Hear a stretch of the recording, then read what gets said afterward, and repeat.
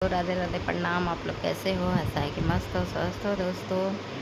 देखिए मैं रेडी हो चुकी हूँ, जा रही हूँ वीडियो बनाने। दोस्तों देखिए मैंने बाल काट ली थी खुद ही अपने हाथों से। क्या बताऊँ क्यों काटी थी, अगले वीडियो में बताऊँगी, आप लोग देखिएगा।